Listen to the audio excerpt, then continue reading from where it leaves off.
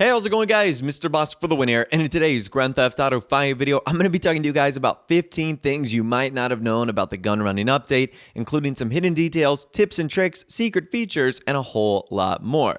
Now, as always, if you feel like I've missed something, be sure to either let me know in the comment section down below, or on Twitter, tweet at me and say, hey, Ross, you missed this is cool, and I think you should check this out, and you might find yourself featured in another video. But with out of the way, let's not waste any more time, let's jump straight into it, and let's get it started. The first thing we need to talk about today is Rockstar actually giving out free money. So one of my followers on Twitter, DJ Phillips26, saw this message that was GTA Online Social Club privileges. Get $200,000 in GTA Online. Join the Rockstar Games Social Club and subscribe to our mailing list before Tuesday, June 27th and get $200,000 deposited into your Maze Bank account by Independence Day, July 4th. The Rockstar mailing list is the best way to get the latest news on GTA Online, as well as information on exclusive offers just for you.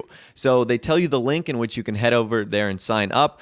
Honestly, I think this is a good idea in general, as this is the only way to get these secret or targeted sales in online. Plus, if you haven't done it, it's a free $200,000, which I know it's not a lot, but it'll certainly help in whatever your gun running ventures are, or in helping you fund maybe some future content. So if you haven't signed up for the social club, do it. Rockstar is giving out $200,000 for free, which is awesome. Free money is always great, and you should never complain about something like that. All right, moving over to the game. Did you know that there's a pretty rare vehicle that can actually haul the mobile operations center? And that rare vehicle is the Dock Tug. So the Dock Tug is this pretty interesting one-seater, like warehouse cargo hauling vehicle. It's super interesting. So this can actually be found near the Merriweather docks. It can also be found kind of near the airport as well. And on what's very interesting is on Last Generation, this vehicle was bulletproof. It is not bulletproof anymore, as I had my friend Shark actually test this out. But on Last Generation, it was. But what's funny is this little old Dock Tug can actually haul the giant MOC. And what's kind of cool is it doesn't actually go all that slow. It looks absolutely ridiculous because the MOC is about 3 to 4 times bigger than the actual cabin itself, which is just nuts. It looks totally ridiculous. It's in no way practical at all, but it's another one of those vehicles that you might not have known that can actually end up hauling the mobile operations center, which to me is pretty cool. Imagine seeing one of these things driving down the road, actually seriously trying to complete a mission. It would just be one of the funniest things ever, but I thought that was awesome, and I wanted to show you guys that in this video. Speaking of things with the MOC, did you know that the cab that comes with the MOC, the Phantom Custom, actually has a pretty cool secret feature, and that is that players can sit on the back just like the Phantom Wedge. I did not actually know that. That's one of the coolest things about the Phantom Wedge, is that it essentially becomes like a mobile arsenal of weapons where you can have 3 players on the back that can even use heavy weapons like RPGs and MGs. Well, the same thing can now be said about the Phantom Custom. Players can sit on the back, they can do whatever they want. So it's a great way for either transporting, or it's a great way for using it as, like I said, a mobile arsenal. So if you don't have the Phantom Custom attached to the MOC, you can now put players on the back, which is super cool, increasing its carrying capacity to 5. So if you need to get people around pretty quickly, but you don't have the MOC, this is one way in which you can end up doing it. All right, so I know we talked about this in a previous video, but inside the MOC, you can be busted. Now, in my first video, I wasn't able to actually show you guys it in-game because it didn't happen to me, but one of my followers on Twitter, Patrick, actually recorded video of this happening, and I'll show you guys right now. Now, he has 5 stars, so I wonder if that's what it requires in order to get busted. I thought it would be closer to 1 star, but it is true, and he sent me that only a day ago. So it's a feature that has not been removed or anything like that. You can still get busted in online inside the MOC, which is one of the weirdest things ever. But I thought you guys would be definitely interested in checking this out. Let me know if you can accomplish this in your MOC in the comment section down below. Have you been busted yet by the online police? Let me know.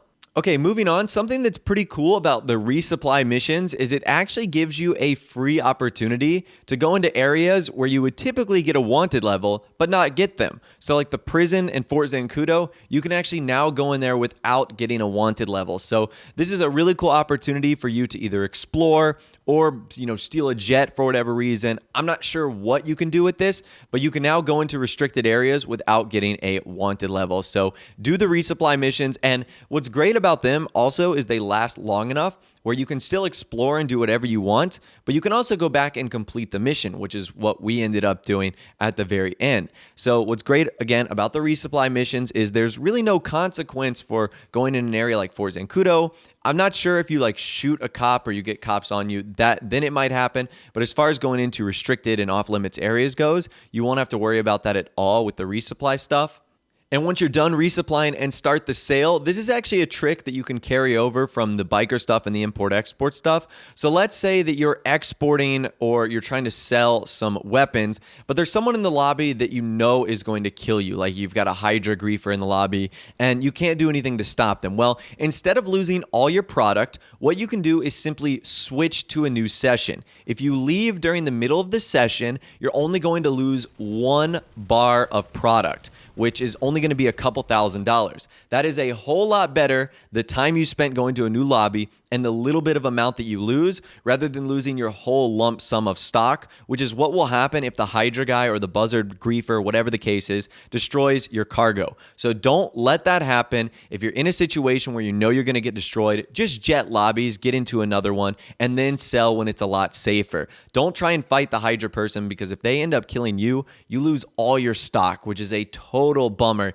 and I never want to see that happen to any of you guys. Moving on, this is actually a pretty interesting tip, but did you know that proxy mines will stay active even if you go in passive mode? So I was kind of worried about saying this because it might be abused, but if you place proxy mines down and then you go in passive mode, they will still be active in passive mode and once you return to non-passive mode, which is crazy. So you could place a bunch of mines down, go in passive mode, them still be active, and then when you return, you'll be good to go to do it all over again. So that's pretty cool because obviously when you go in passive mode, it takes your weapon wheel away.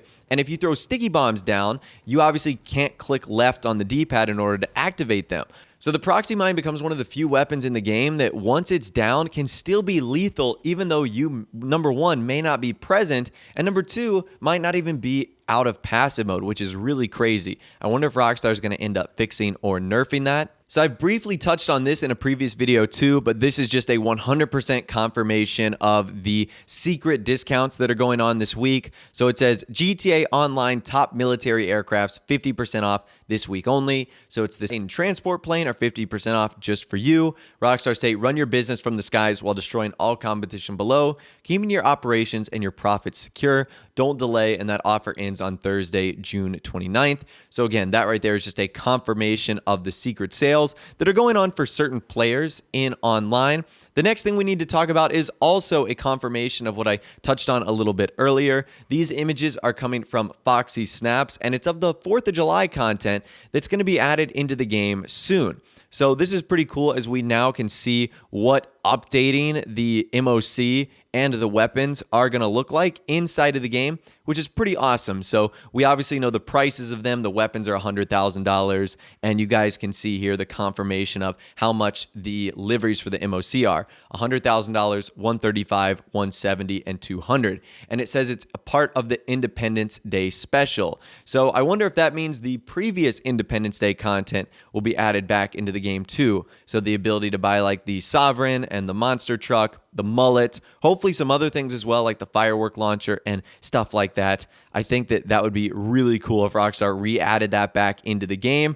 And with the addition of this new content, it's shaping up to be a pretty awesome Independence 4th of July Day DLC for us here in Grand Theft Auto Online. All right, up next, did you know that it's actually possible to go from the top of Mount Chiliad to the airport, LSIA, with the Oppressor bike? So I actually saw this post, and this is absolutely nuts. So I tried this myself, and I'm apparently not the best with the Oppressor, but I didn't get anywhere close. But apparently it's possible to go from the top of Mount Chiliad to Los Santos International Airport. Now, we've done this with the Ruiner 2000, which is really easy, but with the Oppressor, it's a little bit harder. I think you have to like bob and weave up and down. It's crazy. But if you want to try a very interesting challenge with either your friends or your crew members, this is certainly one way to go about doing it because that is absolutely nuts.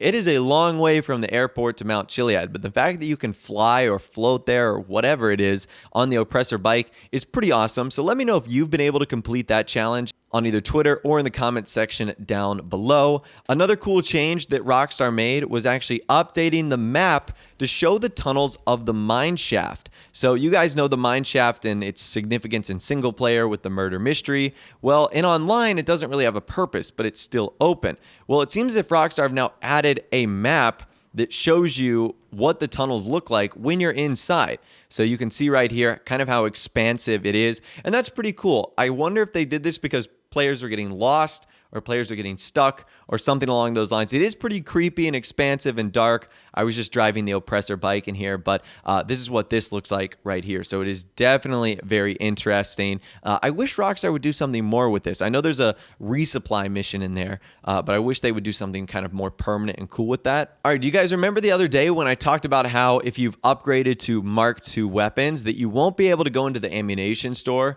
and modify the existing ones? Well, it turns out there's a bug that is affecting weapons in single player too. So in online, which is a completely separate entity, if you have the Mark II weapons, you're not going to be able to upgrade the ones in single player, which is a massive bug because obviously in single player there isn't Mark II weapons. That's only as a part of the Gunrunning update. So I think Rockstar definitely has a few bugs and fixes to work out with this update, that's for sure, as why would single player be affected by what's going on in online? Again, that was kind of confusing to me right there. And last but not least, the final thing we need to talk about is an update to our story regarding some vehicles being affected by Downforce. So I'll leave a link in the description to a video Broughy did, who will be able to explain it a whole lot better than me. But basically in our last video, I said how Downforce vehicles seem to be broken. Rockstar made some changes in the Gunrunning update.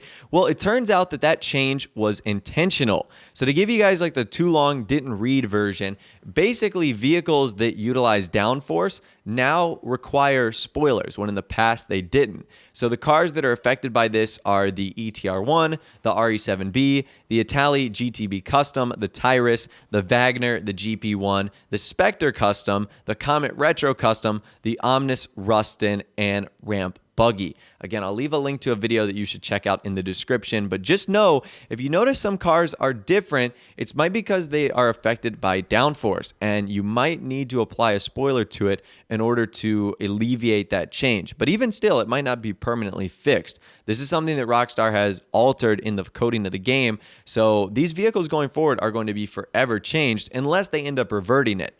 But anyways, that's all the information that I have for you guys in this video today. 15 or so things you might not have known about the Gunrunning DLC. As always, if you guys think I missed something, be sure to let me know on either Twitter or in the comment section down below. If you did go and enjoy this video though, a like rating would of course be awesome. And also subscribe to my YouTube channel if you are new or you like daily GTA 5 videos like this. With all the way guys, like I said, thanks so much for watching. Take care, and I'll see you guys in the next video.